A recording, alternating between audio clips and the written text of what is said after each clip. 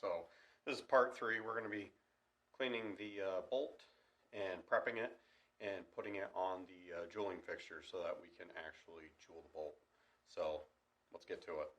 So here I have the bolt in the actual vise. I've got the leather padding and wooden jaws. And if you can see here, you can look where there's a wear mark and one right here. Inside the action or inside the receiver there, one of the screws for the scope base was way too long, so I believe it was catching on that, causing this issue. So I'm going to clean this up with 400 grit paper, and I'm going to work my way up to 600 grit. That way we can get a nice polish for when we start to jewel. And let's get working on it.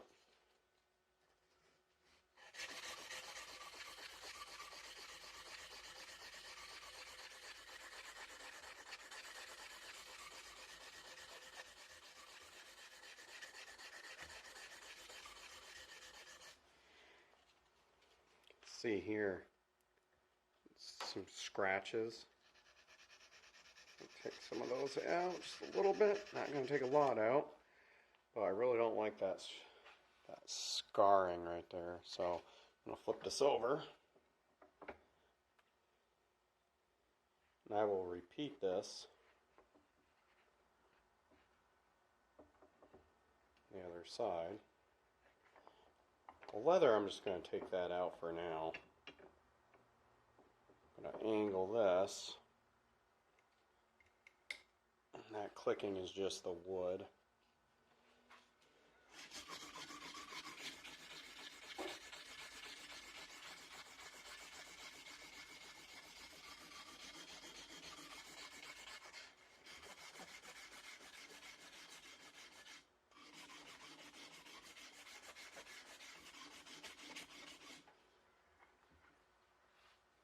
So I'm going to finish this up on 400, and then I'm going to get you to 600 and show you.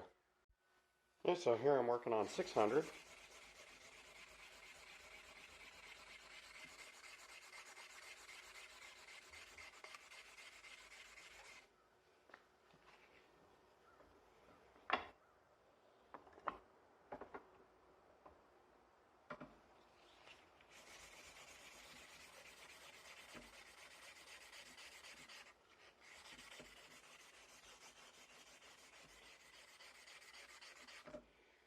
This is really going to make it look nice.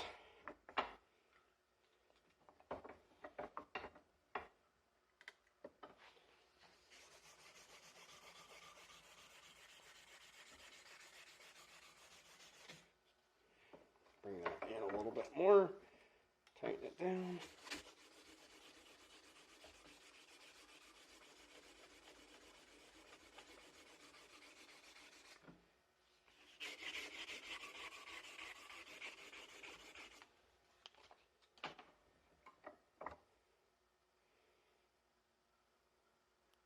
Not too bad. So, well, now I'm going to clean it up a little bit, and then we will put it in the bolt jig. Alright, so now we're going to put the bolt in the actual jig itself. So this is a old B-square jig. This little pin right here will go into the firing pin, and then I've got tape on this so it won't move around. I'm going to get a little louder because my wife's mowing our lawn here. Sliding this in. I'm going to spin this in until it actually gets into the firing pin. And you want it so, I always, like these right here, I have these clamps on so it doesn't move. So I want the bolt centered like that.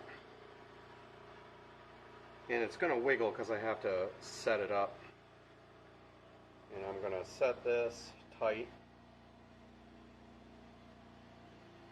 I'm going to put this lock nut down.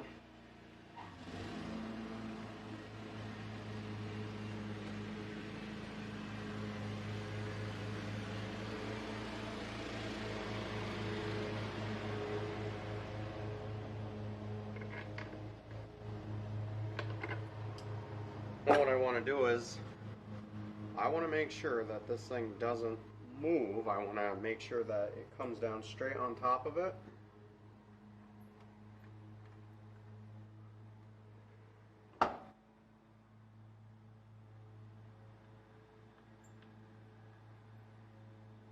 That's good, right about there. And then you want to make sure that it runs all the way across. So I'm going to tighten the jig down to the table, the milling table, so it doesn't move when I actually start milling, or jeweling I should say.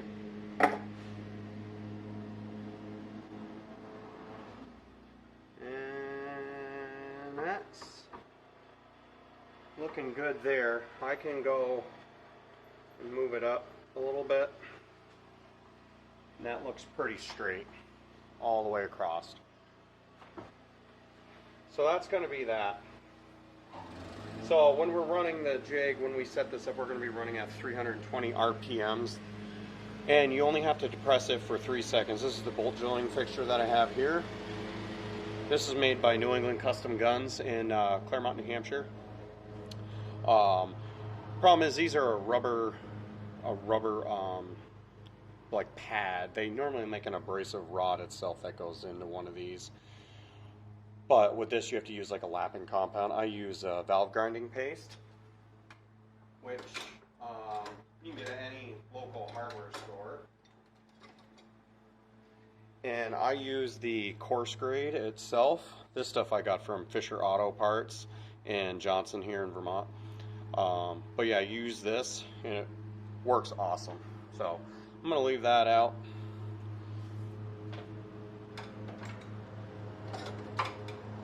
So that's going to be that in a nutshell. This is what it's going to look like from the side. So you're going to want to see, and I will set that up so it'll run all the way down across. So yeah, that's the setup right there. So if any of you have any questions about, you know, setting these up, leave a comment down below, subscribe, and I look forward to doing the bolt drilling. Bolt drilling is a lot of fun. It's a lot of time consuming because you gotta sit there and constantly constantly work away across, overlap by half. So alright, stay tuned for the next video and then we'll be bolt drilling on here. So thanks for watching.